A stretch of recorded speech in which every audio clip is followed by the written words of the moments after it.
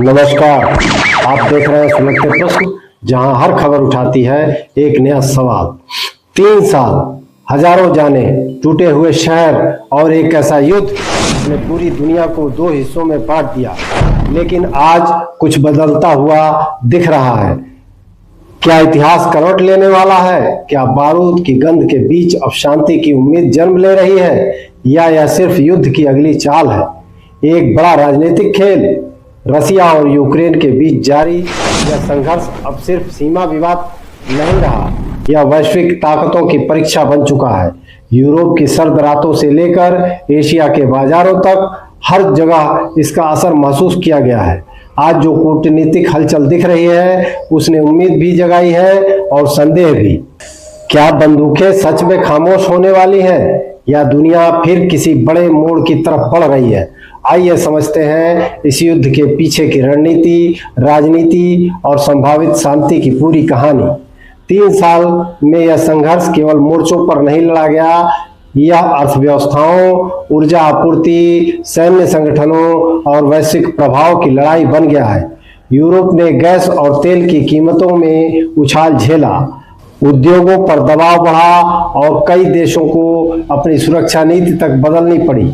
रक्षा budget record स्तर तक पहुंचे क्योंकि भरोसा कम हुआ और खतरे का एहसास बढ़ा। अमेरिका लगातार यूक्रेन के समर्थन में खड़ा रहा, लेकिन अब सवाल यह है कि क्या रणनीति बदल रही है? क्या यह समर्थन अब कूटनीतिक समाधान की दिशा में मोड़ा जा रहा है? वैश्विक शक्ति संतुलन की बिसात पर हर चाल सोची समझी होती है। सार्वजनिक बयान कुछ और कहते हैं, लेकिन बंद कमरों में होने वाली बैठकों का गणित अलग होता है। रूस अपनी सुरक्षा चिंताओं को केंद्र में रखता है और स्पष्ट संदेश देता है कि वह दबाव में झुकने वाला नहीं। वहीं यूक्रेन ने बार बार दोहराया है कि उसकी संप्रभुता और क्षेत्रीय अखंडता पर कोई समझौता स्वीकार नहीं होगा। यहीं से टकराव की असली जटिलता शुरू होती है, क्योंकि जब दोनों पक्ष अपने मूल रुख पर अडिग हैं, तो कूटनीति का रास्ता बेहद सकरा हो जाता है। यह केवल सैन्य शक्ति की परीक्षा नहीं है, यह धैर्य, संसाधन और वैश्विक समर्थन की भी परीक्षा है। नाटो देशों की भूमिका, यूरोपीय संघ की आंतरिक राजनीति और उभरती शक्तियों का संतुलित रुख अब इस समीकरण का हिस्सा है। हर बयान के पीछे संकेत छिपा है, हर चुप्पी के पीछे रणनीति। अगर शांति की दिशा में वास्तविक प्रगति होती है, तो सबसे पहले असर वैश्विक बाजारों में दिखेगा। तेल की कीमतों में स्थिरता, निवेशकों का भरोसा और व्यापार मार्गों की सुरक्षा, यह सब दुनिया को राहत दे सकता है। लेकिन अगर यह सिर्फ सामरिक विराम है, तो तनाव किसी भी समय भड़क सकता है।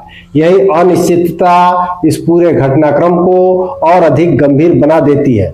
भारत जैसे देश संतुलन की नीति पर चलते हुए दोनों पक्षों के साथ संवाद बनाए रखे हुए है। यही कूटनीतिक संतुलन आने वाले समय में निर्णायक साबित हो सकता है, क्योंकि यह युद्ध केवल 2 देशों की सीमाओं तक सीमित नहीं है। और अब सवाल सिर्फ इतना नहीं है कि युद्ध रुकेगा या नहीं, सवाल यह है कि आने वाली पीढ़ियां इस दौर को किस नाम से याद करेंगी।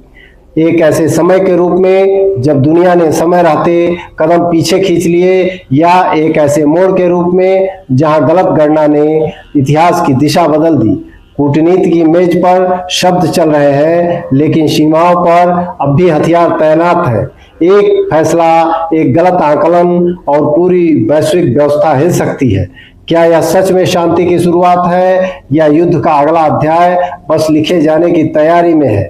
दुनिया सांस रोके खड़ी है, राजधानियों में रणनीति बन रही है, बाजार संकेत पढ़ रहे हैं और आम लोग सिर्फ एक जवाब चाहते हैं। क्या अब बंदूकें खामोश होंगी? आने वाले दिन तय करेंगे कि इतिहास में यह पल समझौते के नाम से दर्ज होगा या टकराव के अगले